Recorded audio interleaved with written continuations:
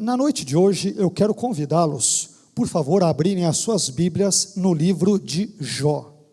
Jó, capítulo 1, versículo 1, até o capítulo 2 e versículo de número 10. À medida em que você for encontrando, se por gentileza puder ficar em pé. Livro de Jó, capítulo 1, versículo 1, até o capítulo 2, versículo de número 10. Diz assim a palavra do nosso Deus: Na terra de Uz vivia um homem chamado Jó. Era homem íntegro e justo, temia a Deus e evitava fazer o mal. Tinha ele 7 filhos e 3 filhas.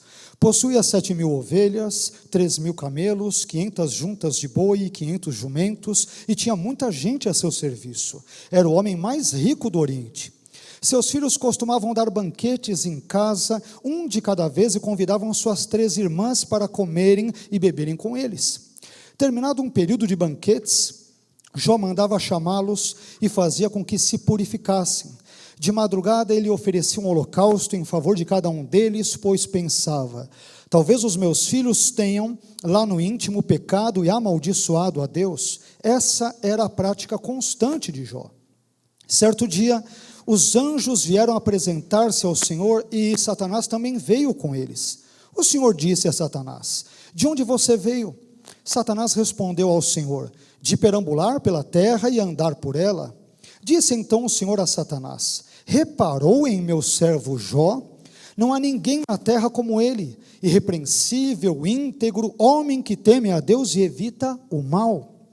Será que Jó não tem razões para temer a Deus? Respondeu Satanás.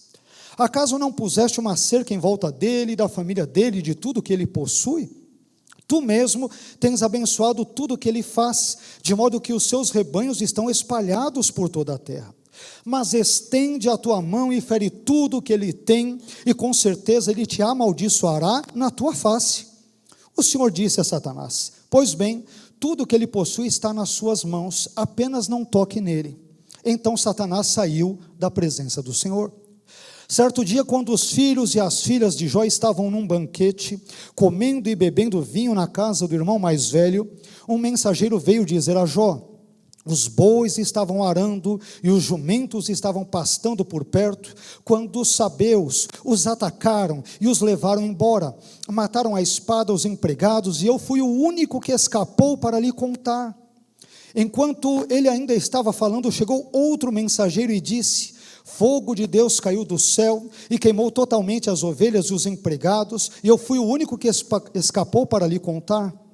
Enquanto ele ainda estava falando, chegou outro mensageiro e disse: vieram caldeus em 3 bandos, atacaram os camelos e os levaram embora. Mataram à espada os empregados, e eu fui o único que escapou para lhe contar. Enquanto ele ainda estava falando, chegou ainda outro mensageiro e disse: seus filhos e suas filhas estavam num banquete, comendo e bebendo vinho na casa do irmão mais velho, quando de repente um vento muito forte veio do deserto e atingiu os 4 cantos da casa, que desabou. Eles morreram, e eu fui o único que escapou para lhe contar. Ao ouvir isso, Jó levantou-se, rasgou o manto e rapou a cabeça. Então prostrou-se, rosto em terra, em adoração, e disse: saí nu do ventre da minha mãe, e nu partirei. O Senhor o deu, o Senhor o levou, louvado seja o nome do Senhor. Em tudo isso, Jó não pecou e não culpou a Deus de coisa alguma. Num outro dia, os anjos vieram apresentar-se ao Senhor, e Satanás também veio com eles para apresentar-se. O Senhor perguntou a Satanás: de onde você veio? Satanás respondeu ao Senhor: de perambular pela terra e andar por ela. Disse então o Senhor a Satanás: reparou em meu servo Jó? Não há ninguém na terra como ele, irrepreensível, íntegro, homem que teme a Deus e evita o mal. Ele se mantém íntegro, apesar de você me haver instigado contra ele para arruiná-lo sem motivo. Pele por pele, respondeu Satanás. Um homem dará tudo o que tem por sua vida. Estende a tua mão e fere a sua carne e os seus ossos, e com certeza ele te amaldiçoará na tua face. O Senhor disse a Satanás: Pois bem, ele está nas suas mãos, apenas poupe a vida dele. Saiu, pois, Satanás da presença do Senhor e afligiu Jó com feridas terríveis, da sola dos pés ao alto da cabeça. Então Jó apanhou um caco de louça e com ele se raspava, sentado entre as cinzas. Então sua mulher lhe disse: você ainda mantém a sua integridade? Amaldiçoe a Deus e morra. Ele respondeu: você fala como uma insensata. Aceitaremos o bem dado por Deus e não o mal? Em tudo isso, Jó não pecou com seus lábios. Amém? Somente até aqui. Vamos orar a Deus e vamos pedir para que Ele fale ao nosso coração na noite de hoje. Senhor, eu quero te bendizer, quero te adorar, quero te agradecer pelo privilégio que tenho, juntamente com os meus irmãos, de, na sua casa, prestar os louvores, orações, a meditação, comunhão, o culto que é devido a Ti e tão somente a Ti. Te agradecemos porque lemos um texto muito importante, muito instigante, como o são todos os demais textos da sua palavra. E nós te pedimos nesse momento que o Senhor repreenda todas as distrações, todos aqueles impedimentos que prejudiquem o nosso ser de prestar atenção à sua palavra, da nossa mente se voltar às tuas escrituras, que o Senhor remova tais impedimentos e nos proporcione um momento onde escutemos, sejamos instruídos, sejamos abençoados e transformados por meio da sua palavra. Como tenho te pedido em todas as outras ocasiões, ó Senhor, que o Senhor abençoe a minha vida e use-a como instrumento para abençoar a sua igreja. Me dê graça, Senhor, para poder discorrer sobre esse texto tão importante. Dê graça igualmente ao seu povo, para ouvir a sua voz, para compreendê-la e também para colocá-la em prática. Abençoe-nos nesta hora, Senhor, e instrua-nos nos seus caminhos, particularmente a partir desse texto que ora lemos. É o nosso pedido nessa noite, seguido do nosso agradecimento, em nome de Jesus. Amém. Amém? Por favor, meus irmãos, podem se assentar.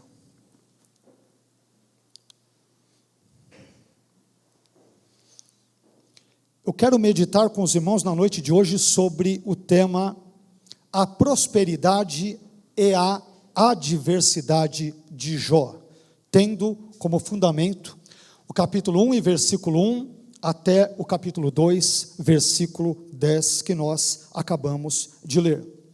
A mensagem de hoje, permitindo-nos Deus, talvez será um pouquinho mais extensa, e eu peço a Deus que me dê graça e dê igualmente a você graça para prestar atenção naquilo que será dito, naquilo que será mencionado, porque eu entendo, meus irmãos, que será uma palavra que eu espero de coração, e em verdade que Deus use para abençoar a sua vida, para esclarecê-lo, para fortalecê-lo, para impor esperança, acrescentar esperança à minha e à sua vida, sobretudo em dias tão difíceis, tão conturbados, tão complexos, tão adversos, por que não dizer, como eram os dias, ou foram boa parte dos dias de Jó. Então, com base nisso, o tema da nossa meditação na noite de hoje será a prosperidade e a adversidade de Jó, com base no texto que nós acabamos de ler. Jó, meus irmãos, é um dos livros mais fascinantes e mais incríveis de toda a Bíblia. A história de Jó, por abordar especialmente o tema do sofrimento do justo, porque pessoas justas, porque pessoas corretas, porque pessoas tementes a Deus sofrem, especialmente por abordar esse tipo de temática, Jó tem exercido grande impacto sobre a vida de incontáveis gerações de leitores ao longo de toda a história. Mas não apenas isso. A história de Jó também exerceu grande influência na literatura, como pode ser visto, por exemplo, na composição do poema Fausto, do alemão Goethe, que teve uma grande influência, foi muito influenciado pelo texto de Jó. Além disso, a história de Jó, ela também exerceu grande influência nas artes, como pode ser observado, por exemplo, nas ilustrações do inglês William Blake, que acabou ali pintando muitos quadros, desenhando muitas ilustrações, sendo inspirado no fundamento, né, que é o texto de Jó. E por fim, a história de Jó também exerceu grande influência no cinema, como pode ser notado, por exemplo, no filme Um Homem Sério, dos irmãos cineastas norte-americanos, os judeus Joel e Ethan Coen. Mas além disso, Jó, ele também tem exercido grande influência e grande impacto sobre a fé judaico-cristã. E por esses motivos, além do fato óbvio de Jó ser parte integrante da palavra de Deus, Jó é um livro bíblico que merece ser lido e merece ser estudado e, portanto, por que não dizer também, praticado, crido por todos nós cristãos. E na noite de hoje, nós vamos meditar um pouco sobre algumas verdades bíblicas que encontramos nos 2 primeiros capítulos do livro de Jó. Nós podemos estudar os 2 primeiros capítulos do livro de Jó, empregando pelo menos 4 tipos de métodos diferentes, diversos, né? Metodologias ou pressupostos que podemos usar para estudar e também, por que não dizer, para pregar sobre esses 2 primeiros capítulos do livro de Jó. E eu gostaria de citar esses 4 métodos principais. Em primeiro lugar, nós podemos estudar os 2 primeiros capítulos de Jó, enfatizando os personagens centrais e suas respectivas falas e ou ações presentes nestes mesmos capítulos. Em segundo lugar, nós podemos estudar os 2 primeiros capítulos de Jó, sublinhando os cenários, as cenas nas quais os acontecimentos neles descritos, nos 2 primeiros capítulos de Jó, a partir dos quais estes enredos se desenvolvem. Em terceiro lugar, podemos estudar os 2 primeiros capítulos de Jó, focando o tema central desses capítulos. E por fim, em quarto lugar, nós podemos estudar os 2 primeiros capítulos de Jó, apresentando uma mistura dos 3 itens anteriores, isto é, os cenários, os personagens e o tema central. E na nossa mensagem de hoje, nós vamos abordar, sobretudo, esse 4º e último método ao longo da nossa exposição bíblica.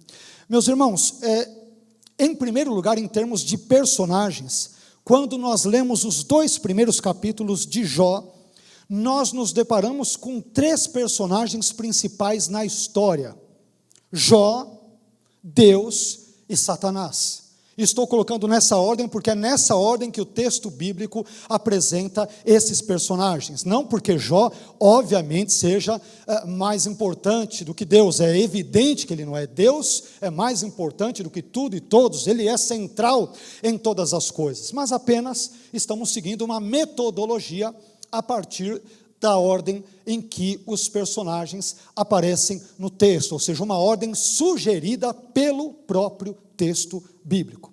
Então, em termos de personagens, nós nos deparamos com 3 personagens principais em Jó: o próprio Jó, Deus e Satanás. Existem outros personagens, como os empregados de Jó, como os sabeus, como os caldeus, como a mulher, ali a esposa de Jó, mas são personagens importantes, mas não são centrais como Jó, Deus e Satanás o são. Em segundo lugar, em termos de cenário, a história desses 3 personagens principais, Jó, Deus e Satanás, ocorre em 2 cenários alternantes. Isso é muito importante e interessante. Quais são esses 2 cenários? A terra e o céu.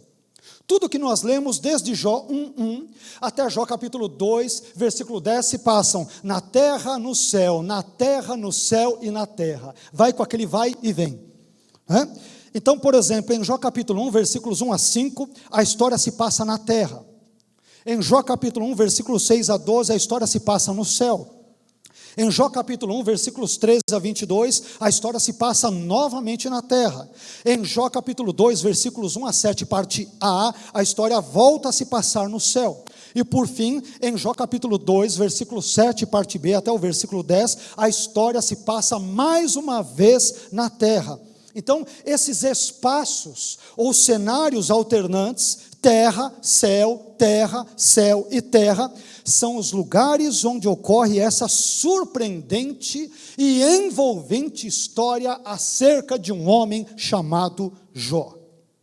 Em terceiro lugar, em termos de tema, esses personagens citados e estes cenários também mencionados acerca do livro de Jó, eles apontam para dois temas centrais, que são o tema da prosperidade de Jó, no capítulo 1, versículos 1 a 5, e o tema da adversidade de Jó, encontrado em Jó capítulo 1, versículo 6, até o capítulo 2, versículo 13, embora na nossa reflexão nós venhamos a acompanhar até o capítulo 2 e versículo 10. Aliás, como nós dissemos, este será o tema da nossa mensagem de hoje, a prosperidade e a adversidade de Jó.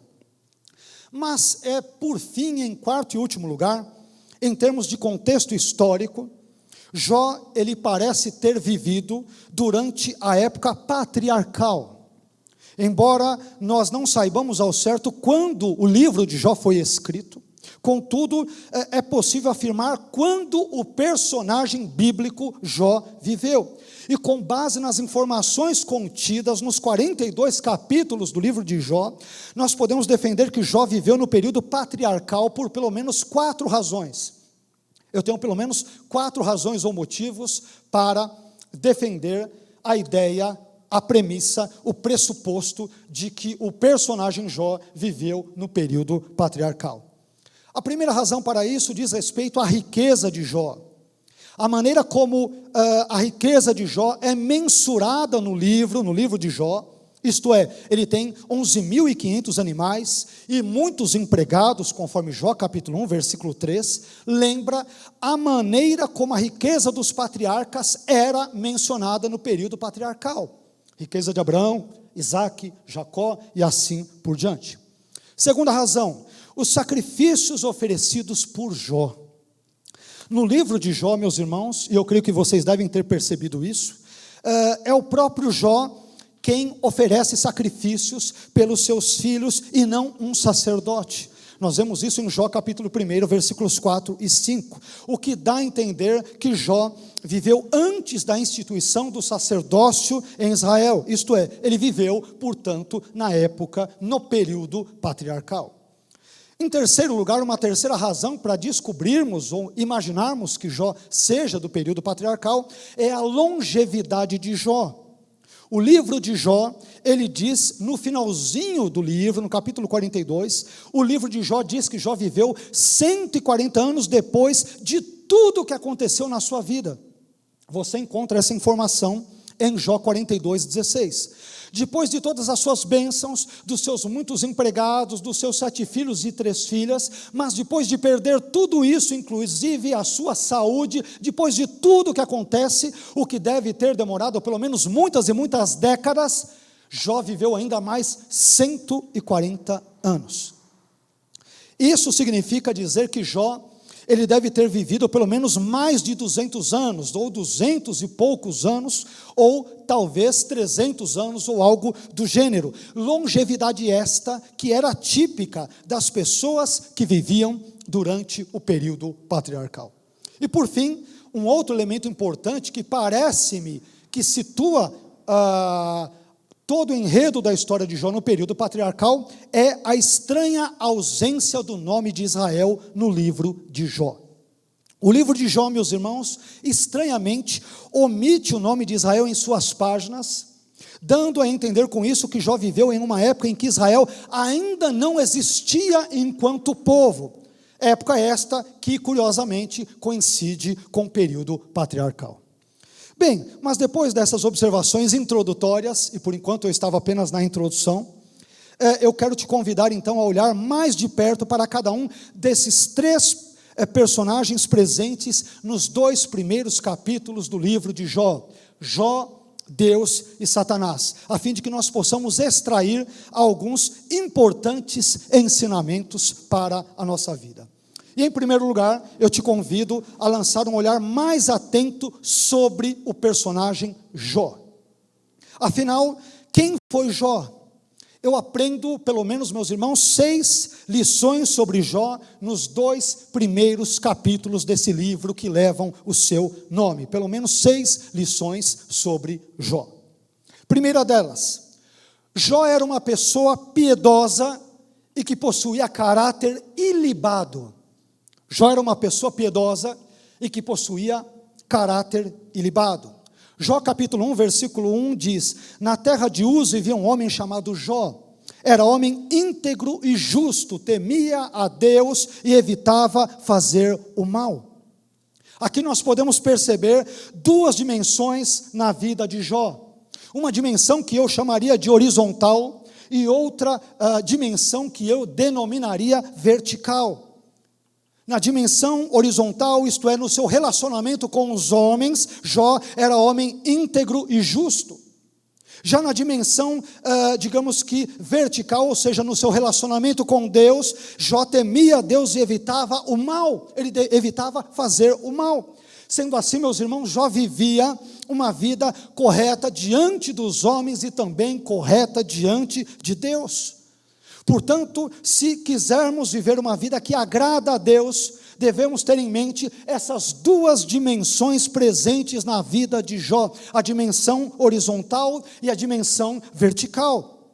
Em outras palavras, isto significa dizer que eu não posso ser uma pessoa piedosa diante de Deus, se ao mesmo tempo eu não me relacionar de forma íntegra e justa com as pessoas junto às quais eu vivo.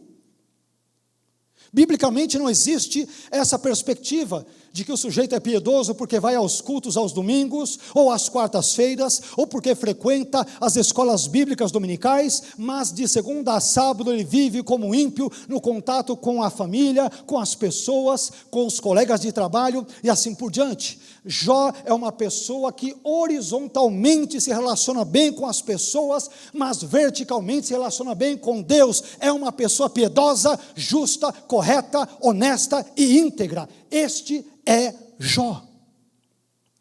Em segundo lugar, eu também aprendo, meus irmãos, que Jó tinha muitos filhos. Jó capítulo 1, versículo 2 diz que tinha ele 7 filhos e 3 filhas.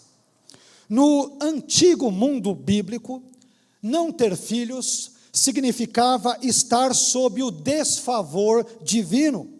E por outro lado, ter filhos significava estar sob a bênção de Deus. Portanto, o fato de Jó ter 10 filhos, 7 filhos e 3 filhas, significa que ele era um homem abençoado por Deus, um homem favorecido por Deus, e um homem agraciado por Deus. E não somente isso. O fato de Jó ter muitos filhos também significa que ele foi obediente, digamos, ao mandamento divino encontrado na Torá e dado a Adão e a Eva para que eles frutificassem, se multiplicassem e enchessem a terra, como está escrito em Gênesis no capítulo 1 e versículos 27 e 28. Então Jó é um homem que tem bom relacionamento com as pessoas, é um homem de caráter, é uma pessoa idônea, é um homem piedoso, uma pessoa temente a Deus, é uma pessoa que tem uma família muito grande, o que significa que a bênção de Deus estava sobre a sua vida e assim por diante. Mas além disso, descobrimos em terceiro lugar sobre Jó, que Jó era uma pessoa, como já ficou, imagino eu, evidente pela leitura do texto, que Jó era uma pessoa muito rica. Jó capítulo 1, versículo 3 diz: e possuía 7.000 ovelhas, 3.000 camelos, 500 juntas de boi e 500 jumentos, e tinha muita gente a seu serviço. E aí vem uma nota do autor do livro de Jó que diz: era o homem mais rico do Oriente. Meus irmãos, se existisse uma lista Forbes, já no Antigo Oriente, naquela época, Jó certamente ele estaria no topo dela. Ele era o homem mais rico do Oriente. E esse ponto é muito importante porque nos ensina que, da perspectiva bíblica, não há incompatibilidade entre ser rico e ser piedoso. Aliás, o próprio Jó desmente essa percepção, porque ele era rico e piedoso ao mesmo tempo. Essa verdade bíblica, meus irmãos, nos permite chegar à seguinte conclusão, e preste muito bem atenção nela: ser pobre não significa necessariamente ser piedoso, e ser rico não significa necessariamente ser mundano, ser ímpio, ser uma pessoa devassa. Por um lado, há pessoas pobres que são ímpias, e por outro lado, há pessoas ricas, como Jó, por exemplo, que são profundamente piedosas. Por isso, uma pessoa não deve ser julgada única e exclusivamente pelas suas posses, mas sim pela vida que ela tem. Pela vida que ela tem. Em quarto lugar, eu também descubro nesse texto que Jó se preocupava com a condição espiritual dos seus filhos. Item muito importante para a época em que nós, ora, vivemos. Em quarto lugar, Jó se preocupava com a condição espiritual dos seus filhos. Veja o que diz Jó capítulo 1, versículos 4 e 5. Seus filhos costumavam dar banquetes em casa, um de cada vez, e convidavam suas 3 irmãs para comerem e beberem com eles. Versículo 5. Terminado um período de banquetes, olha o que Jó fazia. Jó mandava chamá-los e fazia com que se purificassem. De madrugada ele oferecia um holocausto em favor de cada um deles, pois pensava: talvez os meus filhos tenham lá no íntimo pecado e amaldiçoado a Deus. E aí o texto termina dizendo: essa era a prática constante de Jó.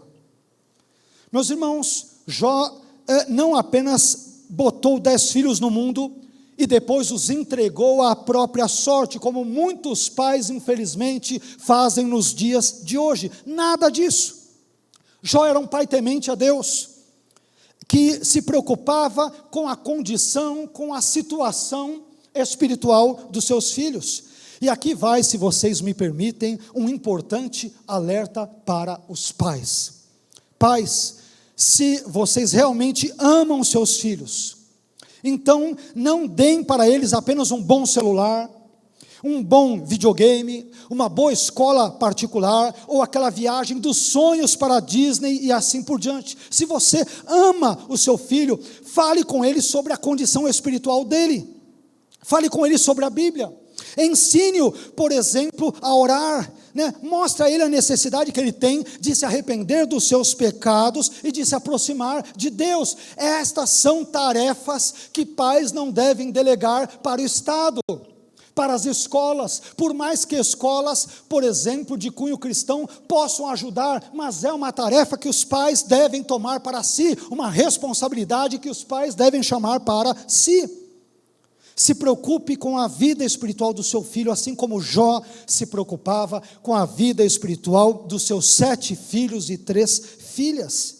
Quem dera, meus irmãos, quem dera existissem em nossos dias mais pais e mães semelhantes a Jó, que se preocupam com a vida espiritual dos seus filhos. Jó se preocupava efetivamente com a condição, com a situação espiritual em que os seus 7 filhos e 3 filhas se encontravam.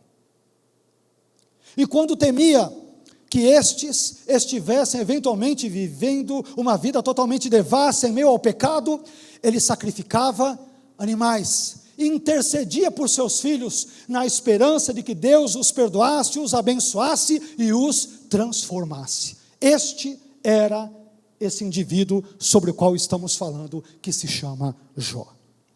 Mas eu também descubro, em quinto lugar, que Jó reagiu às más notícias recebidas com uma atitude de adoração.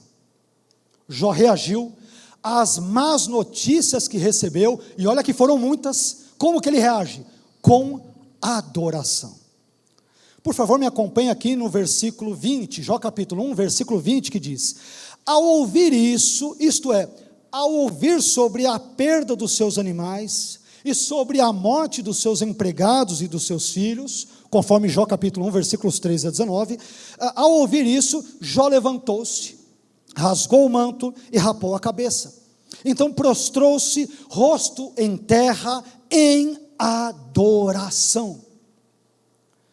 Se você quer conhecer o caráter e a piedade de uma pessoa, basta observar como ela reage diante das adversidades da vida. É uma das formas, é um dos meios, um dos instrumentos que temos à nossa disposição para verificarmos quem é uma pessoa. Basta observarmos, percebermos como ela reage diante das adversidades da sua vida. Muitas pessoas, meus irmãos, só bendizem a Deus quando tudo vai bem em suas vidas. Porém, quando recebem más notícias, costumam amaldiçoar, blasfemar, praguejar e reclamar. Mas Jó, ao contrário do que Satanás havia argumentado contra ele, sobre ele, na sua conversa com Deus, Jó, ele não servia a Deus por interesse, ou porque para ele era algo lucrativo, ou porque para ele isso era um bom negócio, ou ainda porque isso para ele era algo conveniente. Jó servia a Deus, porque o amava, e porque Deus era de fato importante para a vida dele. E nós, eu te pergunto, como nós costumamos reagir diante das más notícias? Nós praguejamos ou nós adoramos?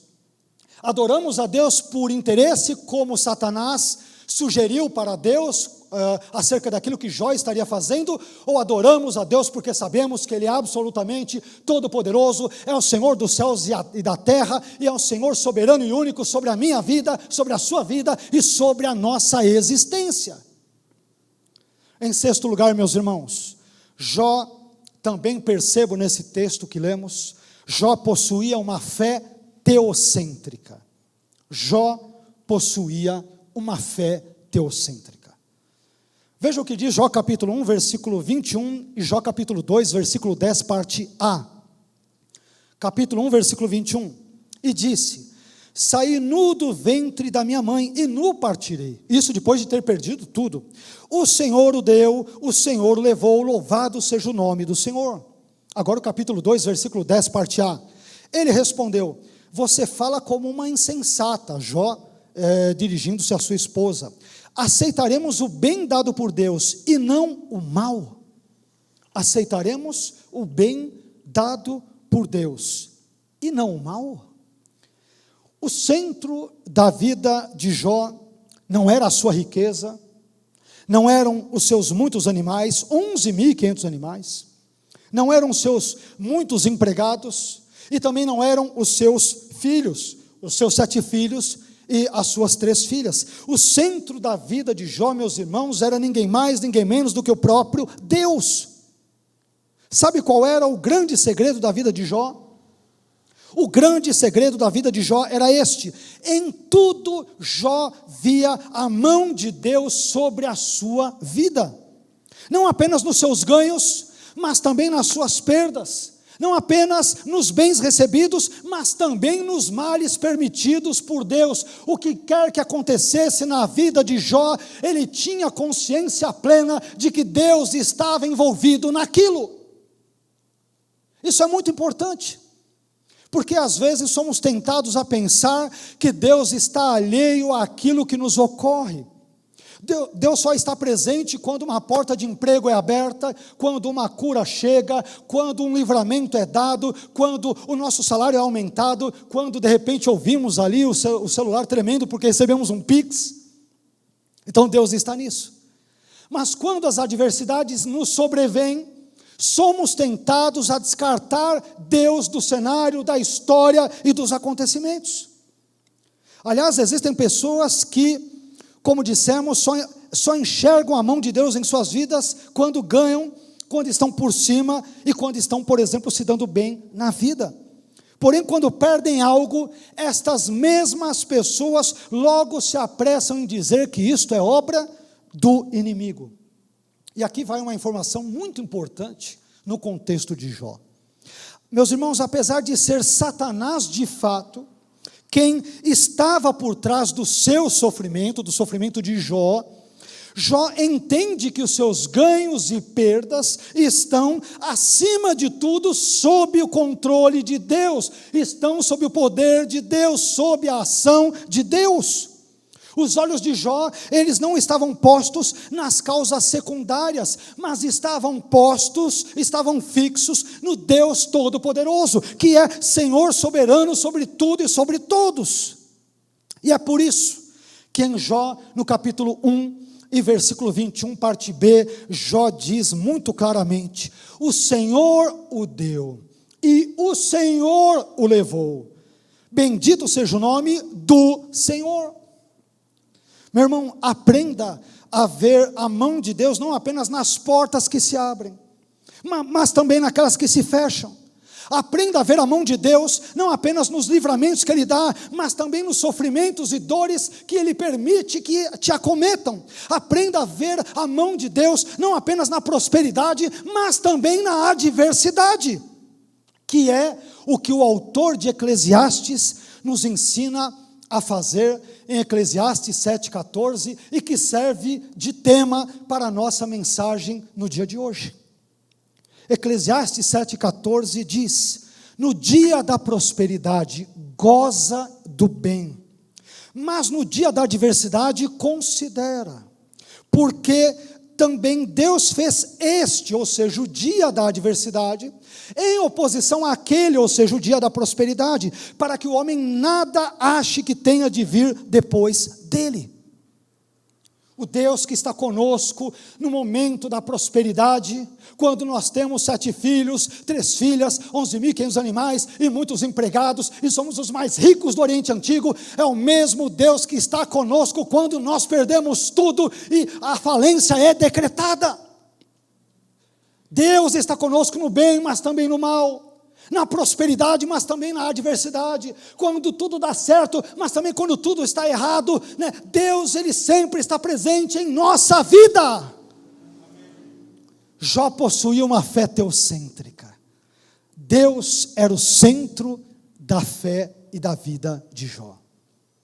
Não eram seus empregados, não era o fato de ser o homem mais rico do Antigo Oriente, não era o fato de ter muitos filhos e filhas e, portanto, ser visto, de acordo com a crença da época, como uma pessoa bem-sucedida e abençoada. O que fazia a diferença na vida de Jó era o seu Deus. Deus era o centro da vida de Jó, em torno do qual Jó e tudo que ele cria gravitava. Deus era o centro, e não a prosperidade, e não as bênçãos. Esse ponto é muito importante para a nossa mensagem na noite de hoje. Bem, mas depois de termos falado um pouco sobre Jó, 6 pontos sobre Jó, bastante coisa. Em segundo lugar, eu quero te convidar a lançar um olhar agora mais atento sobre Deus. Afinal, como Deus é retratado aqui em Jó? Eu aprendo ao menos 3 lições sobre Deus nos 2 primeiros capítulos do livro de Jó. Pelo menos 3 lições que quero compartilhá-las com você. Em primeiro lugar, meus irmãos, no texto que nós lemos, eu aprendo que Deus é soberano sobre os anjos. Deus é soberano sobre os anjos. Veja o que diz Jó capítulo 1, versículo 6. Certo dia os anjos vieram apresentar-se ao Senhor, e Satanás também veio com eles. Eu aprendo com esse texto que os anjos não são seres autônomos e não são seres independentes que fazem o que bem entenderem e do jeito que quiserem. Meus irmãos, o céu não é um território sem lei. O céu não é a casa da mãe Joana. O céu e tudo que nele há é propriedade de Deus. Deus é o Senhor sobre o céu e sobre tudo que há nele. Por isso, os anjos são descritos nesse texto de Jó como seres que frequentemente prestam contas a Deus de suas ações, o que nos mostra que Deus é soberano sobre os anjos. Aliás, a soberania de Deus sobre os anjos é um dos testemunhos mais claros, mais evidentes e mais sobejamente reconhecidos em toda a Bíblia. Os Salmos, por exemplo, comprovam essa verdade. O Salmo 91:11 diz que Deus dá ordem aos seus anjos a respeito daqueles que habitam no seu esconderijo, no esconderijo do Altíssimo, ou seja, os crentes. Deus dá ordem aos anjos acerca dos crentes. E um pouco mais adiante, no Salmo 103, versículo 20, o texto diz que os anjos cumprem as ordens do Senhor. Portanto, o Deus retratado no livro de Jó é um Deus que é Senhor soberano sobre os seres angelicais. Anjos, homens, animais, demônios, fauna, flora, todo o cosmos, não há 1 milímetro neste universo que não esteja sob o controle, sob as rédeas do Deus Todo-Poderoso, o Deus das Escrituras, o Deus de Jó, o Deus da minha vida e da sua vida, o Deus desta igreja. Em segundo lugar, meus irmãos, outra lição importante sobre Deus nesse texto, preste muito atenção nesse ponto. Em segundo lugar, Deus se interessa pela vida dos seus servos. Vou repetir. Deus se interessa pela vida dos seus servos. Ele se interessa. Jó capítulo 1, versículo 8. Poderíamos citar também Jó capítulo 2, mas é quase que uma repetição. Jó capítulo 1, versículo 8 é suficiente. Disse então o Senhor a Satanás, olha o que ele diz: reparou em meu servo Jó? Não há ninguém na terra como ele, irrepreensível, íntegro, homem que teme a Deus e evita o mal. Evita fazer o mal. Às vezes, nós criamos um retrato mental bastante inadequado de Deus. Às vezes somos tentados a imaginar Deus como um inacessível CEO ou como um inalcançável presidente de uma mega empresa que está tão ocupado com tantos importantes afazeres que certamente ele não terá tempo para desperdiçar com pequenas coisas como a minha vida e a sua vida. Deus está num trono tão distante, numa galáxia tão longínqua, que Ele não está nem aí para a vida de um ser mortal tão apequenado como eu. Deus tem muito o que fazer.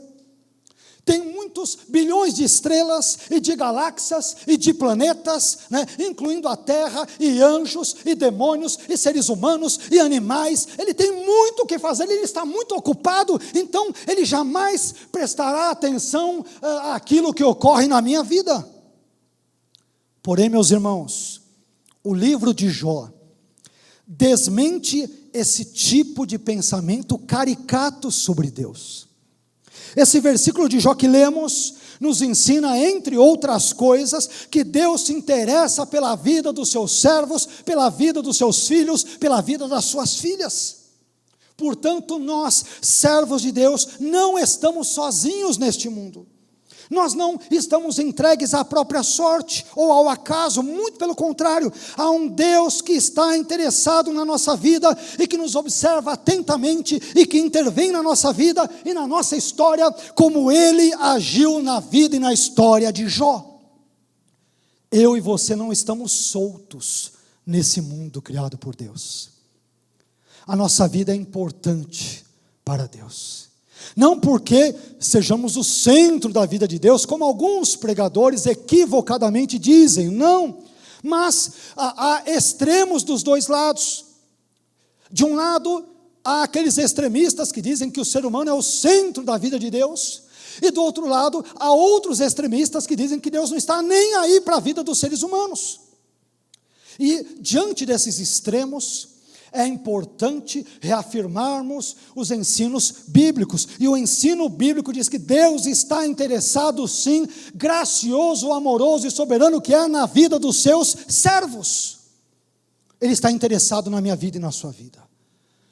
Não porque tenhamos uma dignidade intrínseca, que nos seja intrínseca, mas porque fomos criados à imagem e semelhança de Deus, e Deus está interessado naquilo que acontece na vida daqueles que foram criados à sua imagem e conforme a sua semelhança.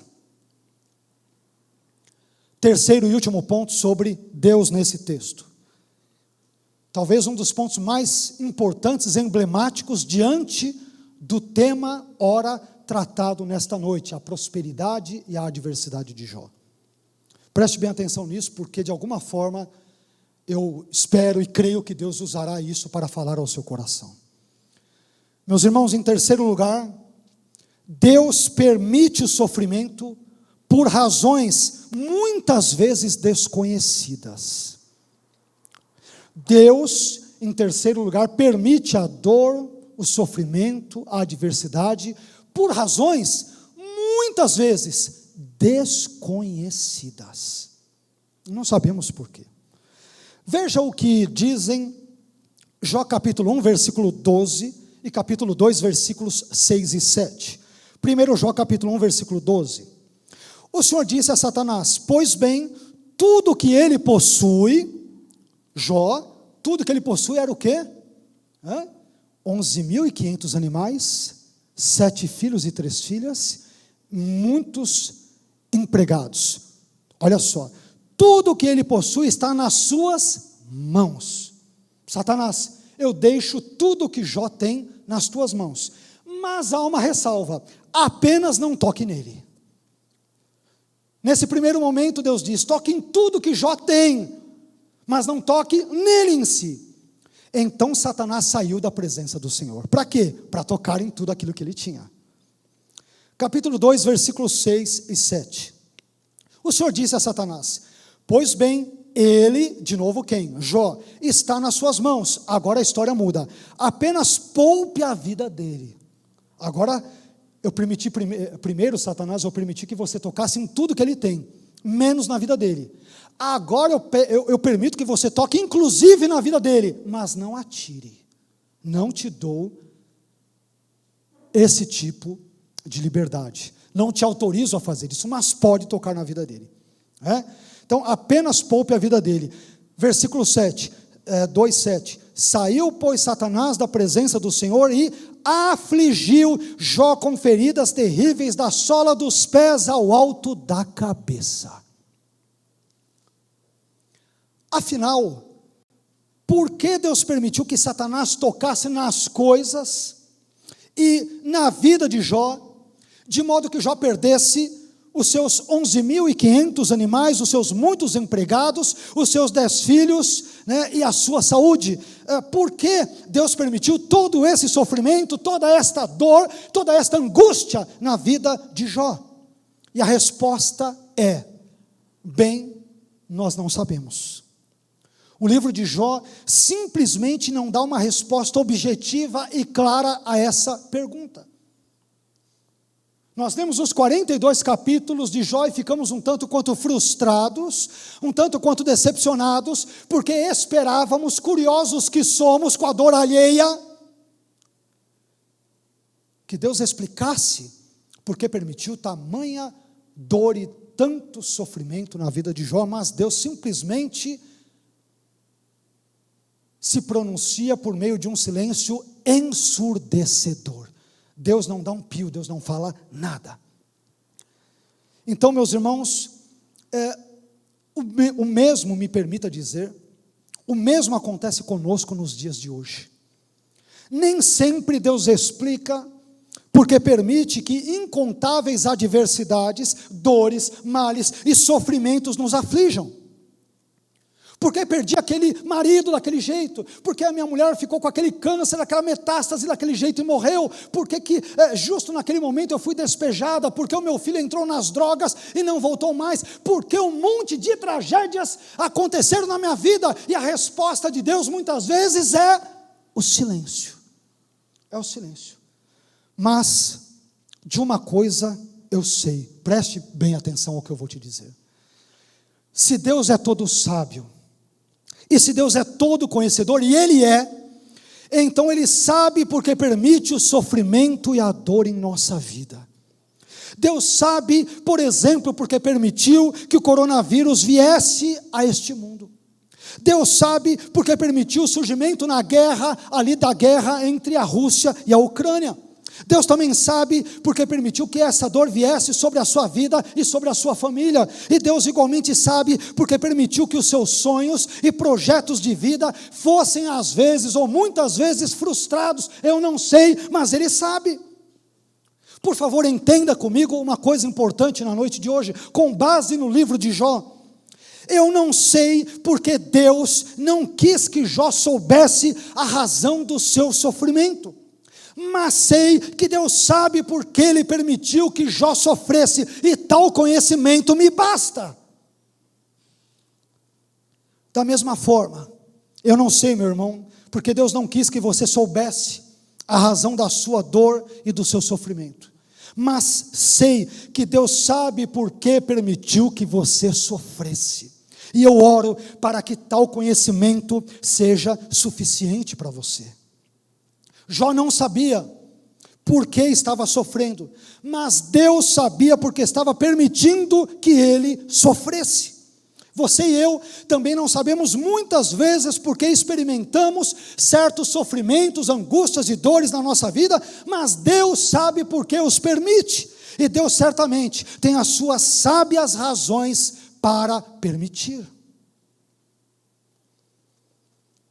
Me permitam usar aqui uma simples, mas espero que importante ilustração.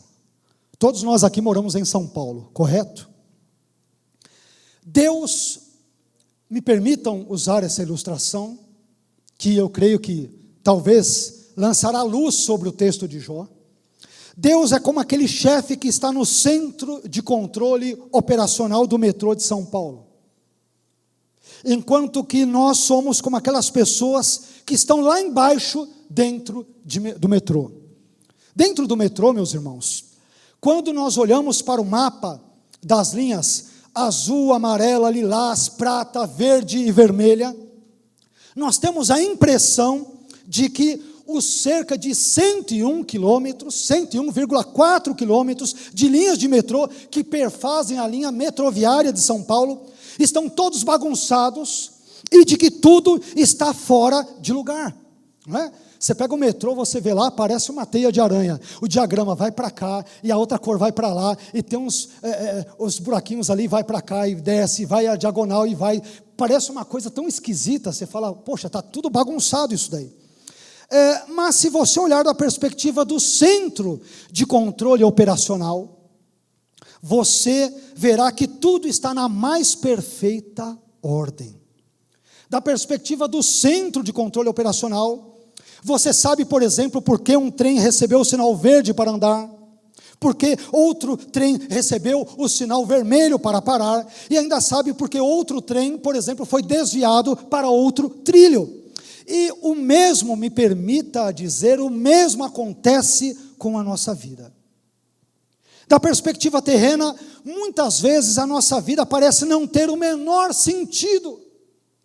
Às vezes a nossa vida parece estar totalmente bagunçada e totalmente fora de lugar, como estava a vida de Jó. Mas da perspectiva de Deus, daquele que está no centro do controle do universo, as coisas estão transcorrendo na sua mais perfeita ordem. Sabe por quê? Porque Deus está no controle da história, e está no controle da minha e da sua vida.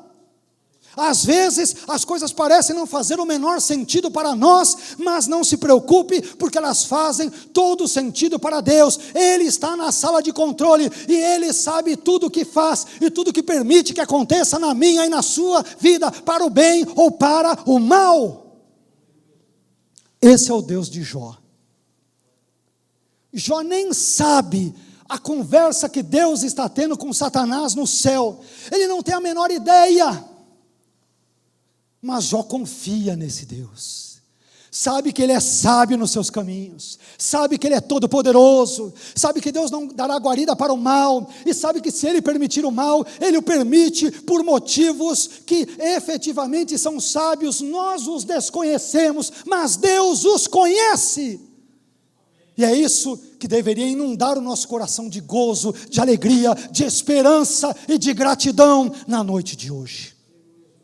Eu não sei quais são os planos de Deus para a minha vida.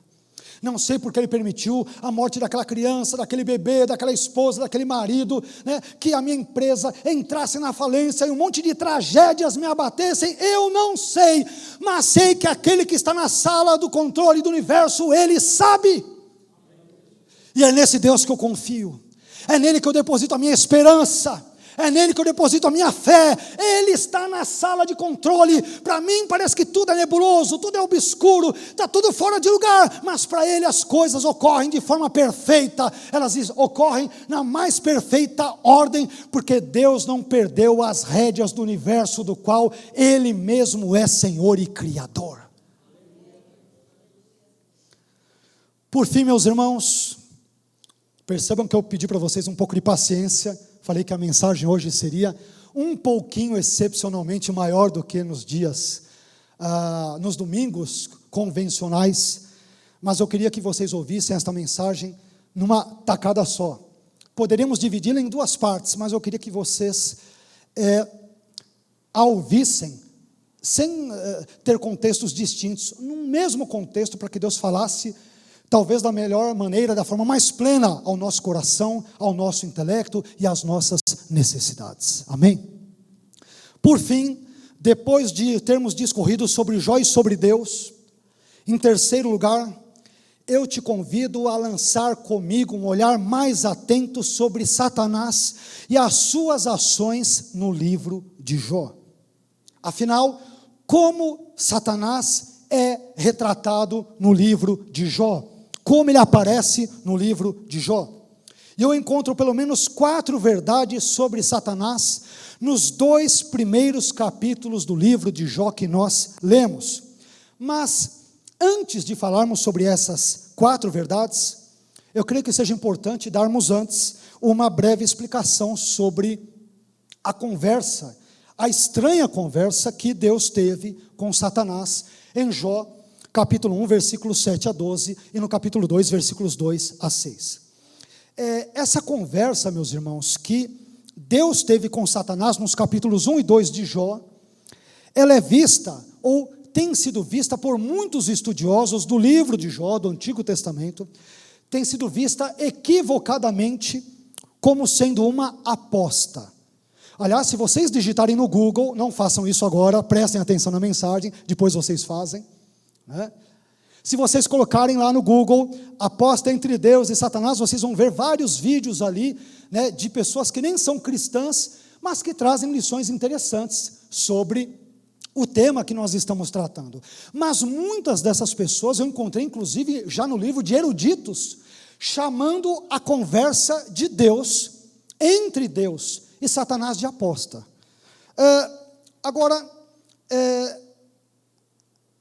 De fato, o diálogo travado entre Deus e Satanás em Jó lembra uma aposta, e se parece com uma aposta, mas não é e nem deveria ser entendido como uma aposta de fato, por 3 razões. Primeira, para que haja uma aposta, é necessário que haja um acordo de vontades entre as partes envolvidas. Mas este acordo não é visto em Jó. O que há em Jó, meus irmãos, é o desafio insolente, irrefletido e atrevido de Satanás, dirigido a Deus, como a gente percebe em Jó capítulo 2, versículo 13, não uma aposta. Segundo argumento, para que haja uma aposta, é necessário que haja uma promessa de pagamento de um bem ou um serviço, ou uma vantagem, por parte do perdedor entre as partes envolvidas. Contudo, no livro de Jó, nem Deus e nem Satanás prometem pagar coisa alguma ao outro em momento nenhum. Você vê Deus prometendo algo para o diabo? Não. Você vê Satanás prometendo algo para Deus? Não, em nenhum momento. Aliás, eu pergunto a você, o que Satanás poderia dar ou pagar àquele que é dono de todas as coisas e que, portanto, não precisa de nada e de ninguém? O que Satanás poderia dar que Deus não tenha desde a eternidade? O que Satanás poderia dar àquele cujo salmista diz: dele é a terra e a sua plenitude, o mundo e aqueles que nele habitam. O que Satanás dará para o Senhor e Criador de todas as coisas? Nada, absolutamente nada. E terceiro, meus irmãos, para que haja uma aposta, é necessário que haja o risco real de perda ou ganho por parte dos envolvidos, visto que tal risco, ele está inerentemente atrelado a um acontecimento imprevisível, futuro. Você aposta acerca de algo que pode ou não acontecer, portanto um evento futuro. Mas eu te pergunto, Deus ele não pode sofrer risco real de perda, visto que ele é onisciente, e portanto ele conhece todas as coisas, o que inclui dizer que Deus conhece com exatidão como Jó se comportará após ser prejudicado por Satanás, algo que Satanás desconhece totalmente. Portanto, Satanás estaria em total e absoluta desvantagem. Desse modo, nós não temos de forma alguma uma aposta entre Deus e Satanás nesse texto ou nesses textos de Jó. O que nós temos é Jó atrevidamente, tentando colocar Deus contra a parede, ou tentando hipoteticamente ludibriá-lo, que obviamente ele jamais conseguiria fazer, colocando uma série de dúvidas acerca da integridade moral e espiritual de Jó. Satanás age como um anjo insolente, um ser insolente, mas não há efetivamente nenhuma aposta, porque ninguém em sã consciência poderia fazer nenhum tipo de aposta com aquele que é Senhor, soberano sobre tudo e sobre todos, é algo descabido. Mas feitos esses esclarecimentos, agora sim, nós podemos voltar a nossa atenção para as 4 verdades sobre Satanás que nós encontramos nos 2 primeiros capítulos do livro de Jó. Em primeiro lugar, eu aprendo nesse texto que lemos que Satanás está ativo e atuante na terra. Primeira verdade sobre Satanás no texto que lemos: Satanás está ativo e atuante na terra. Isso é dito em Jó 1,7 e também no paralelo em Jó 2,2, mas vou ler apenas 1,7, 2,2 é a mesma coisa. O Senhor disse a Satanás: de onde você veio? Satanás respondeu ao Senhor: de perambular pela terra e andar por ela. Na década de 70 do século passado, um autor americano chamado Hal Lindsey, ele publicou um livro que ficou muito famoso naquela ocasião. E o título desse livro era Satanás está vivo e ativo no planeta Terra. Esse título, meus irmãos, que reflete bem o que diz o livro de Jó, nos lembra que Satanás não é uma fantasia, não é uma ficção, não é uma história da carochinha, não é uma invenção humana e também não é um mito. Satanás é um personagem real que atua no mundo em que nós vivemos e que causa vários males na vida das pessoas em geral e na vida dos cristãos em particular, ou na vida dos servos de Deus em particular, como acabamos de perceber os males que ele provocou na vida de Jó. Portanto, não se esqueça dessa verdade bíblica: Satanás está vivo e atuante na terra. Mas não o temamos, não tenhamos medo dele, porque Deus já o venceu, por exemplo, por meio de Cristo na cruz. O que não quer dizer que ele esteja inativo, ele ainda age, apesar de, biblicamente, já sabemos qual será o desfecho que o aguarda. Sabemos já que ele perdeu a batalha, sabemos já que ele é derrotado, e que Deus e aqueles que estão com ele, com o Cordeiro e com o Espírito Santo, são vencedores por meio do sangue glorioso de Cristo. A vitória já é nossa pelo sangue de Jesus, mas até chegarmos ao desfecho último da história, Satanás ainda continua atuante, ele está vivo e ainda continua a atuar na terra. Segunda lição que eu aprendo sobre Satanás nesse texto: Satanás acusou Jó de depositar uma fé interesseira em Deus. Vejamos o que diz Jó capítulo 1, versículo 8 a 11, e isso também pode ser encontrado no capítulo 2, versículos 3 a 6, mas vou ler apenas dos versículos 8 a 11 do primeiro capítulo. Disse então o Senhor a Satanás: reparou em meu servo Jó, Não há ninguém na terra como ele, irrepreensível, íntegro, homem que teme a Deus e evita o mal. Aí, olha só o que o diabo diz: será que Jó não tem razões para temer a Deus? Respondeu Satanás. Acaso não puseste uma cerca em volta dele, da família dele, de tudo o que ele possui?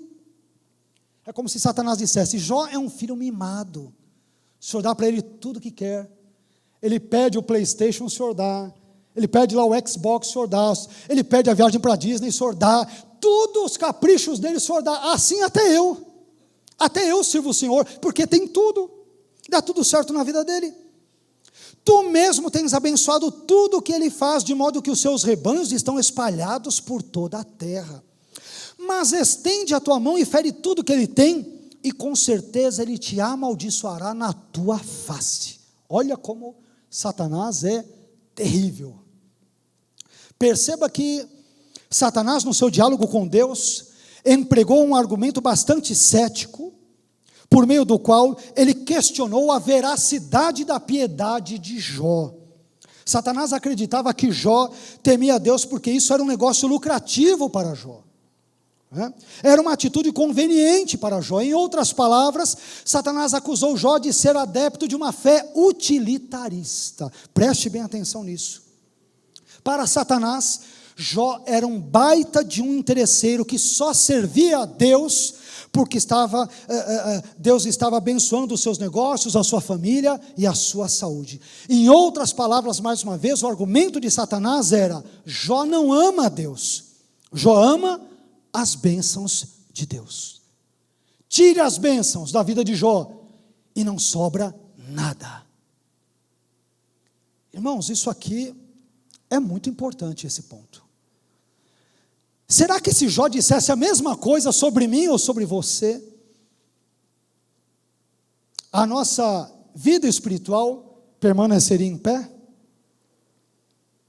O Carlos Deus, ele só te serve porque o Senhor abençoa a vida dele.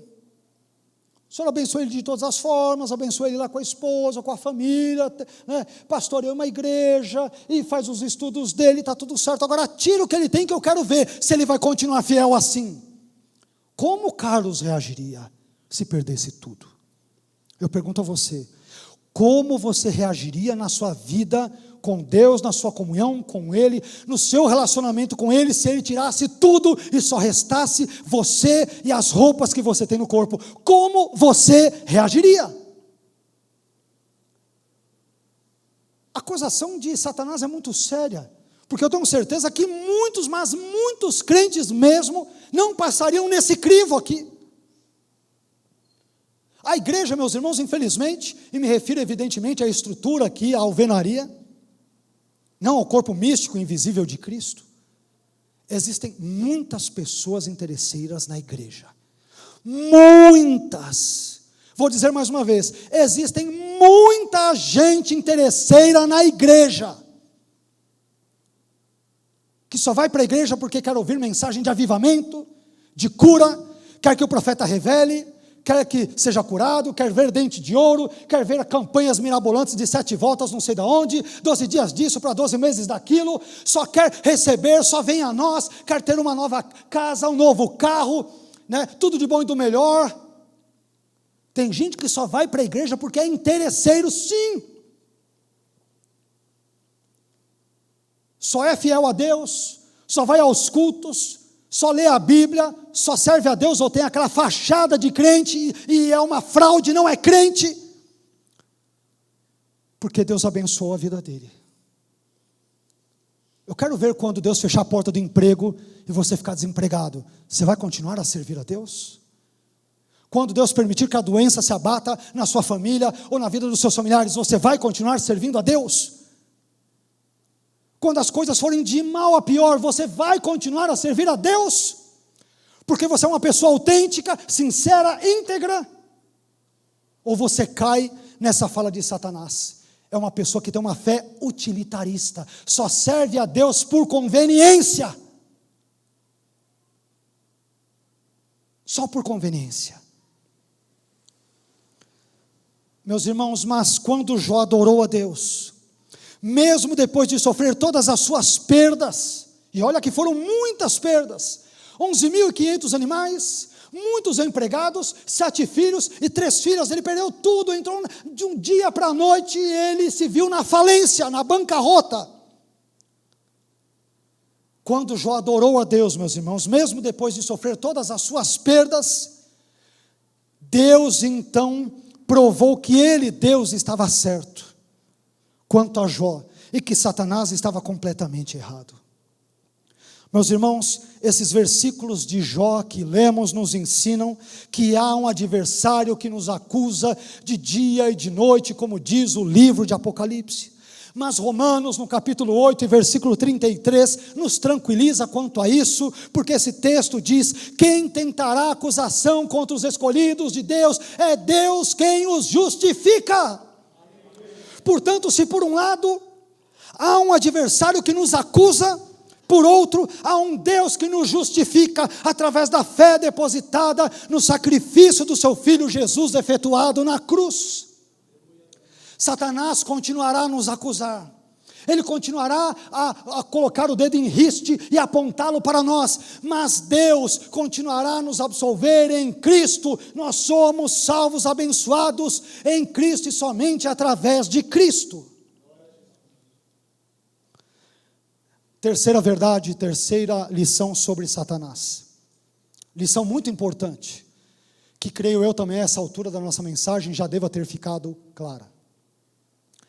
Em terceiro lugar, meus irmãos, Satanás só toca nas coisas e na vida de um servo de Deus com a permissão do Deus do servo. Amém? Em terceiro lugar, Satanás só toca nas coisas e na vida de um servo de Deus com a permissão, com a autorização do Deus do servo. Veja só o que diz Jó 1:12 e Jó 2:6. O Senhor disse a Satanás: pois bem, tudo que ele possui está nas suas mãos, apenas não toque nele. Então Satanás saiu da presença do Senhor. Depois Jó 2:6, o Senhor disse a Satanás: pois bem, ele está nas suas mãos, apenas poupe a vida dele.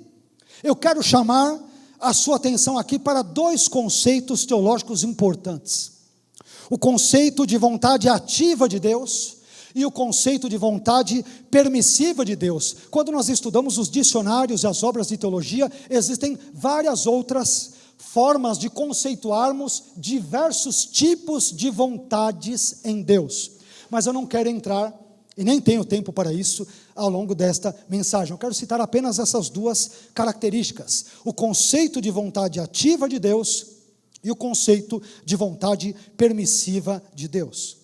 Em sua vontade ativa, meus irmãos, Deus tanto deseja quanto realiza boas ações. É uma vontade ativa. Então Deus deseja as boas ações e Ele realiza boas ações.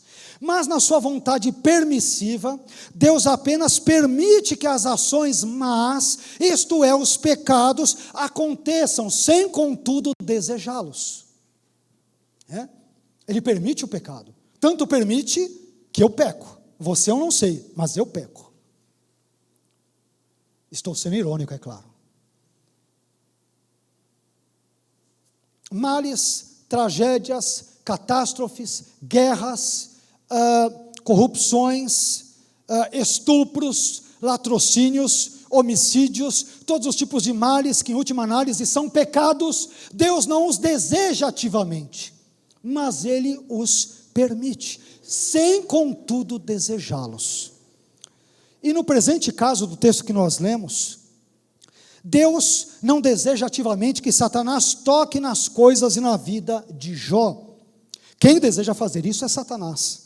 Mas Deus deseja permitir que Satanás toque nas coisas e na vida de Jó, pois Deus sabe, onisciente que é, que tal permissão contribuirá para o cumprimento dos seus sábios propósitos. Lembra daquele chefe que está na sala de controle?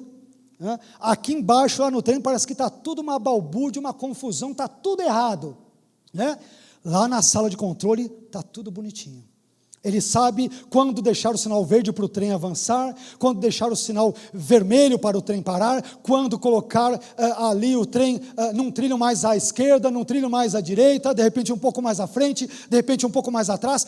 Na sala de controle do universo, Deus, Ele está sabendo e controlando e agindo ao longo de toda a história. Ele sabe o que faz e o que permite que aconteça na minha e na sua vida. Ele sabe, Ele sabe. Por fim, quarto e último lugar, Satanás pode exercer influência sobre pessoas e sobre elementos da natureza e também pode causar enfermidades. Vou repetir porque esse ponto é muito importante. E ele vai responder, em parte, a origem de muitos males presentes no mundo. Eu não estou aqui demonizando todos os males, não, e dizendo que tudo é culpa do diabo, não estou dizendo isso. Mas estou dizendo que Satanás pode, sob a permissão e autorização divinas, Satanás pode exercer influência sobre pessoas e sobre elementos da natureza, e Satanás também pode causar enfermidades nas pessoas. Ok? Vamos ver onde isso está. O texto é um pouco longo, mas eu quero convidá-lo a lê-lo. Jó capítulo 1, versículos 12 a 19 e capítulo 2, versículos 6 a 7. Eu quero ler no contexto, para não descontextualizarmos a nossa fala e entendermos o que o texto bíblico diz. Jó capítulo 1, versículos 12 a 19. O Senhor disse a Satanás: pois bem, tudo que ele, isto é, Jó, possui, está nas suas mãos, apenas não toque nele. Então Satanás saiu da presença do Senhor. Aquilo que vai acontecer agora, dos versículos 13 a 19, tem tudo a mão de Satanás no meio. Jó capítulo 1, versículos 13 a 19, tudo que acontece de mal na vida de Jó, de alguma forma, é a mão do diabo, sob a permissão de Deus, correto? Versículo 13, olha só o que acontece. Certo dia, quando os filhos e as filhas de Jó estavam num banquete, comendo e bebendo vinho na casa do irmão mais velho, um mensageiro veio dizer a Jó: os bois estavam arando e os jumentos estavam pastando por perto, quando os sabeus, um grupo de pessoas, os atacaram e os levaram embora. Mataram a espada os empregados e eu fui o único que escapou para lhe contar. Deus, de alguma forma, influenciou os sabeus que causaram a desgraça na vida de Jó. Ok? Continuemos o texto, versículo 16. Enquanto ele ainda estava falando, chegou outro mensageiro e disse: fogo de Deus. Muitos estudiosos entendem que fogo de Deus aqui é uma referência ao raio. Ou seja, o diabo tem, sob a permissão de Deus, poder sobre os elementos atmosféricos. Pastor, o senhor está querendo dizer que, de repente, quando um raio pega alguém e mata, pode ser que Satanás esteja por trás? Sim, pode. Não é que sempre ele esteja, mas pode. O senhor quer dizer que quando ocorre uma enchente de proporções muito grandes, Satanás pode estar por trás disso? Não é que ele está, mas ele pode. Sim, é o que eu estou dizendo. Quando ocorre um tufão ou um furacão, ele pode estar por trás. Não é que ele necessariamente esteja, mas ele pode, sob a permissão de Deus, estar por trás desses elementos. Ele pode. E eu afirmo isso, sem medo de errar, com base no texto bíblico, sem nenhum medo de errar. Não é o que eu acho, eu estou afirmando, ele pode estar por trás disso. Então, continuemos, versículo 16. Fogo de Deus caiu do céu e queimou totalmente as ovelhas, 7.000, hein? E os empregados, e eu fui o único que escapou para lhe contar. Versículo 17. Enquanto ele ainda estava falando, chegou outro mensageiro e disse: vieram caldeus em 3 bandos. Satanás foi incitar até os caldeus a destruírem as coisas de Jó. Você acha que essa história de que o diabo age na vida de pessoas para causar discórdia, isso é papo de pastor maluco e tudo? Isso é ensino bíblico.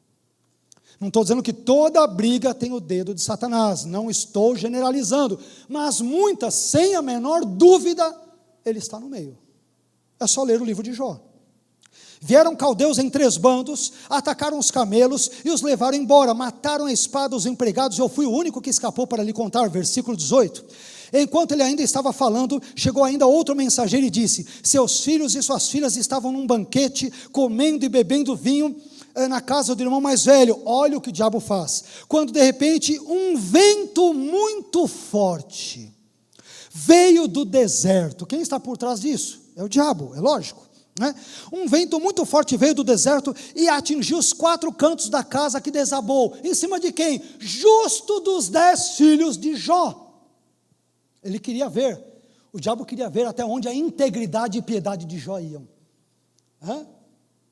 Tem pessoas que a integridade, a fidelidade a Deus só vai até quando perde o emprego, até aí tudo bem, mas quando perde outras coisas, aí a piedade vai diminuindo, aí quando perde isso, vai diminuindo, quando perde, vai diminuindo, Então o diabo aos poucos, sob a permissão e autorização de Deus, vai tocando em tudo que Jó tem. De novo, versículo 19, quando de repente um vento muito forte veio do deserto e atingiu os 4 cantos da casa, que desabou, eles morreram, e eu fui o único que escapou para lhe contar. Agora capítulo 2, versículos 6 e 7, capítulo 2, versículos 6 e 7, o Senhor disse a Satanás: pois bem, ele está nas suas mãos, apenas poupe a vida dele. Saiu, pois, Satanás da presença do Senhor e afligiu Jó com feridas terríveis da sola dos pés ao alto da cabeça. Quem causou a enfermidade em Jó foi Satanás, sob a permissão de Deus. Não se esqueça de que Deus está na sala de controle do universo. Ele está lá, Ele está lá. Eu aprendo nesse trecho, meus irmãos, de Jó que lemos, que sob a permissão de Deus, Satanás pode fazer 3 coisas. Primeiro, Satanás pode exercer influência sobre os homens. Em Jó, Satanás estimulou os sabeus e os caldeus, citados em Jó capítulo 1, versículos 15 e 17, a roubarem os animais de Jó e a matarem parte dos seus empregados. Eles o fizeram instigados pelo diabo. Segunda, Satanás ele pode exercer influência sobre os elementos da natureza. Em Jó, como percebemos, Satanás exerceu sua influência maligna sobre os raios, chamados aqui de fogo de Deus em Jó, e sobre os ventos, ambos ali mencionados em Jó capítulo 1, versículos 16 e 19. Então, sob a influência de Satanás, os raios queimaram as ovelhas de Jó e parte dos seus empregados, e o vento fez desabar a casa dentro da qual os 10 filhos de Jó estavam, seus 7 filhos e 3 filhas. Terceira, Satanás pode causar enfermidades. Nós vimos no texto que lemos em Jó 2,7, que Satanás afligiu Jó com feridas que acometeram todo o seu corpo, dos pés à cabeça. Portanto, meus irmãos, muitos dos males que acometem as pessoas no mundo têm a sua origem na ação de Satanás. Não disse todos, eu disse muitos desses males. Satanás, sob a permissão e a autorização divina, ele pode exercer influência sobre pessoas e sobre a natureza, e também pode causar enfermidades. Estou caminhando para o final, e portanto, gostaria de lembrá-los que nós aprendemos na noite de hoje várias lições sobre Jó, sobre Deus e sobre Satanás. Em primeiro lugar, nós aprendemos 6 lições sobre Jó. Primeiro, Jó era uma pessoa piedosa e que possuía caráter ilibado. Segundo, Jó possuía muitos filhos. Terceiro, Jó era uma pessoa muito rica.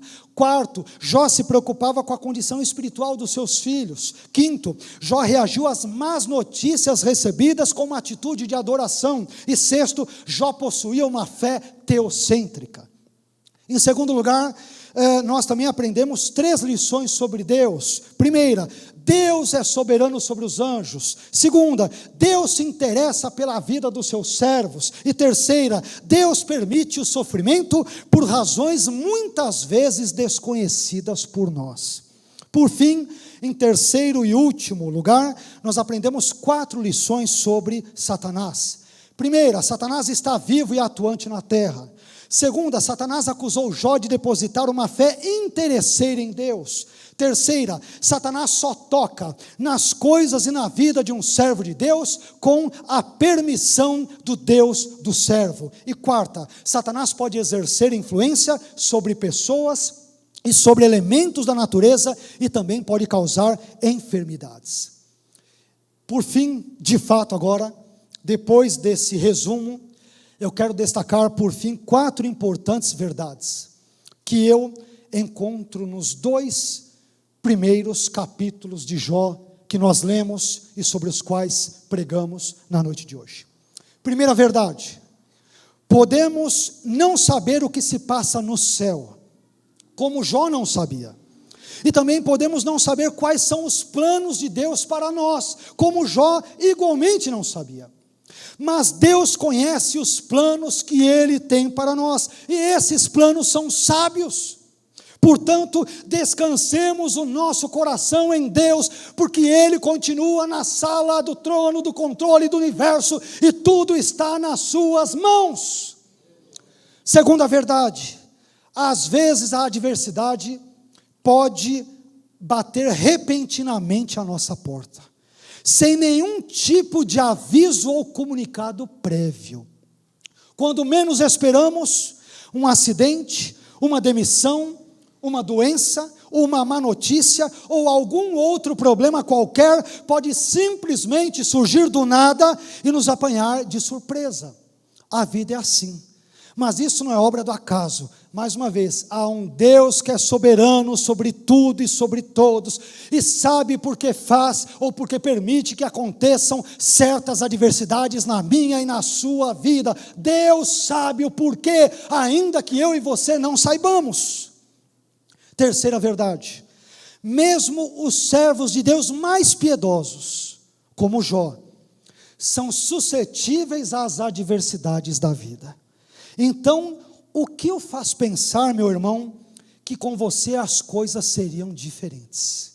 Se Deus permitiu por motivos e razões que lhe cabem e não me cabem, cabem a Ele. Se Deus permitiu que Satanás tocasse na vida de Jó, por que Ele não pode permitir que o mesmo aconteça na minha e na sua vida? Por quê? Não somos melhores do que Jó. Aliás, se colocarmos ali na comparação, eu desconfio que sejamos muito piores do que Jó. Não sei vocês, mas eu, muito pior do que ele. E se Deus permitiu que a vida de Jó fosse tocada, porque Ele não pode ter razões desconhecidas por mim e por você, para permitir que males também toquem na nossa vida. Deus sabe por quê. Quarta e última verdade, a história de Jó nos mostra que é possível adorar a Deus de forma sincera e desinteressada. É possível adorar a Deus por quem Ele é, e não apenas por aquilo que Ele dá. Que essas verdades encontrem guarida no meu e no seu coração nessa noite, em nome e para a glória do Senhor Jesus. Amém. Vamos ficar em pé?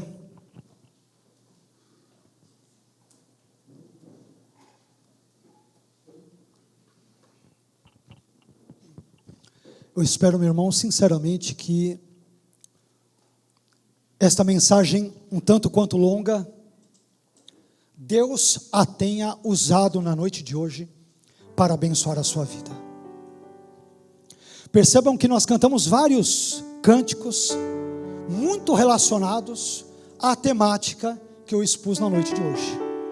E eu admito que eu não combinei nada com o Elbi, nem com a Noeli,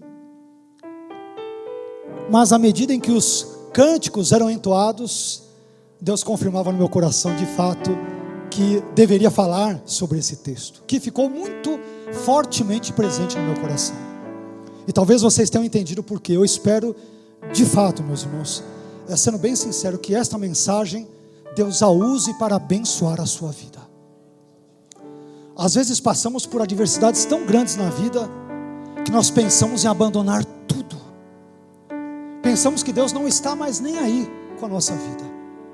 Como eu disse, nós o vemos como aquele presidente de uma mega empresa que está lá na sua sala, intransponível, inalcançável, e Ele não está nem aí com a minha e com a sua dor. Mas isso não é verdade. O Deus da Bíblia se preocupa com a vida dos seus servos. Ele sabe o que você tem passado. E Ele conhece a fidelidade com a qual você o tem servido, apesar de tantos e tantos inúmeros e tamanhos problemas que você tem enfrentado. No seu casamento, na sua família, no seu trabalho, nos seus estudos, no dia a dia. Deus sabe quem nós somos diante dEle. Mas que essa palavra encha o seu coração de esperança.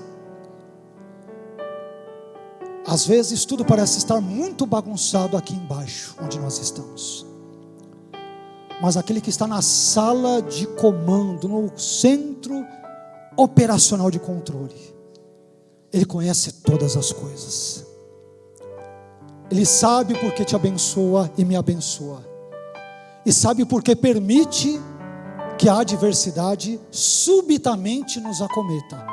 Nós perdemos o chão, perdemos a estribeira, como diz o outro, ficamos desnorteados, e muitas vezes não sabemos por que Deus permite, mas Deus sabe porque permitiu. Ele está na sala de comando, nós não estamos. Ele está numa posição vantajosa que lhe permite agir de formas que nós simplesmente, nesse lado apequenado da história, não entendemos. Nós não temos como mensurar, nós não temos condições de aquilatar e de mensurar as ações de Deus, porque nós não estamos na sala do controle, mas Ele está. Ele sabe, Ele está lá. Ele sabe porque dá luz verde para o trem andar, e sabe porque dá luz vermelha para ele parar. Ele sabe porque mudar o trem de trilho para a esquerda ou para a direita. Ele sabe como agir. Confie nesse Deus. Amém? Tua vida pode estar muito ruim, meu irmão, e talvez por isso mesmo é que Deus preparou essa oportunidade para você ouvir essa mensagem. Ela foi para você, foi para mim, foi para cada um de nós. Vamos orar a Deus. Pai, eu quero te glorificar nesta noite, porque sei que de alguma forma, e espero que o Senhor tenha usado e use, continue a usar esta mensagem para abençoar a vida dos meus irmãos. Senhor, eu não sei as situações, as adversidades, as angústias, os problemas que, Senhor, nos quais os meus irmãos talvez estejam mergulhados, mas Tu o conheces. Tu sabes porque o Senhor agiu de uma forma X e não Y. O Senhor sabe porque não impediu esse acidente, porque não impediu essa dor, porque permitiu, Senhor, esse desemprego, porque essa porta se fechou. O Senhor sabe, nós não temos condições de aquilatar o porquê de o Senhor agir ou permitir que certas ações, inclusive pecaminosas, ocorram, mas Tu conheces o porquê, porque Tu estás na sala de controle do universo. Tu controlas todas as coisas. A nossa vida, Senhor, está, Senhor, debaixo do Seu controle soberano. O nosso casamento, a nossa família, Senhor, o nosso trabalho, as portas que foram abertas e fechadas, a doença, a saúde, tudo o que aconteceu, ou que o Senhor permitiu que acontecesse, Tu sabes por quê, por mais que, Senhor, a razão disso tudo nos seja desconhecida. Tu conheces todas as coisas, e os Teus caminhos são sábios, os Teus caminhos são justos, os Teus caminhos são plenos, os Teus caminhos são caminhos abençoadores, os Teus caminhos são caminhos transformadores, e nós confiamos no Senhor e confiamos na Sua palavra. Obrigado, Senhor, por falar ao nosso coração e ao nosso intelecto na noite de hoje, e que essa palavra continue a ecoar e a ecoar e a ecoar em nossos corações. A palavra não é minha, a palavra é Tua, Senhor. Que o Senhor a instrumentalize e a use, a fim de que sejamos edificados, transformados, corrigidos e abençoados. Te louvamos e Te bendizemos por tudo. Obrigado por tudo que falaste ao nosso coração na noite de hoje. Oramos ao Senhor agradecidos, no nome do Seu Filho Jesus. Amém.